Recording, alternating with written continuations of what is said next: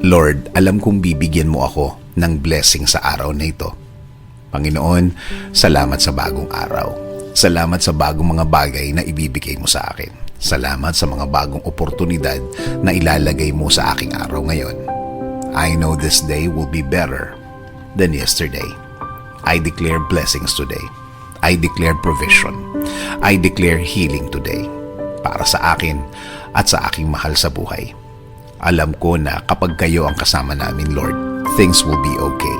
Alam namin na magiging tama at tahimik ang lahat. Alam din namin na kasama namin ang proteksyon sa araw na ito. Proteksyon sa mga bagay na gagawa ng problema sa aming buhay.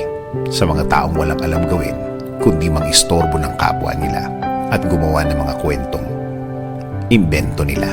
Panginoon, turuan niyo akong maging kalmado sa harap ng mga taong ito. Give me the blessing of self-control. Panatilihin yung tahimik at relax ang aking puso at isip sa harap ng mga problemang ginawa ng mga taong ito. Alam kong nakikita at naririnig nyo ang lahat ng trabaho ng mga taong ito. Alam kong binabantayan nyo ang lahat ng mga gawa nila.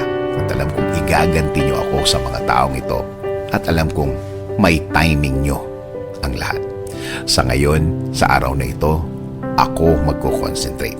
Sa araw na ito ako magfo-focus. Alam kong marireceive ko ngayon ang inyong kabutihan. Alam kong aalagaan nyo ako sa araw na ito. At alam kong mararamdaman ko ulit ang inyong blessings ngayon. Kahit na maging mahirap ang araw na ito, sa magandang plano mo ako titingin. Sa magandang pangyayari na mangyayari ngayon, ako mag-aantay at alam kong matutuloy ang lahat.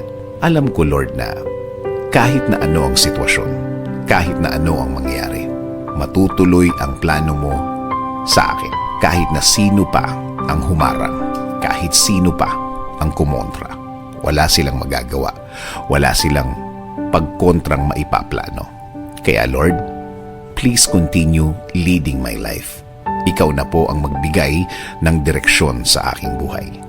Patuloy kong i-offer ang lahat ng parts ng aking buhay. Itinataas ko ang lahat ng aking plano, Lord. Ikaw na ang bahala sa akin at sa aking pamilya. Panginoon, ipinagdadasal ko din ang aking bayan, Lord. Ikaw na din ang mag-alaga at magbigay ng guidance para sa aming bansa. Ikaw na din ang magbigay ng wisdom para sa lahat ng aming leader sa bansa, para sila makapaglingkod ng tama sa lahat ng Pilipino. In Jesus' name we pray. Amen. Sabi nga sa Proverbs 10:22, the blessing of the Lord makes rich, and He adds no sorrow with it.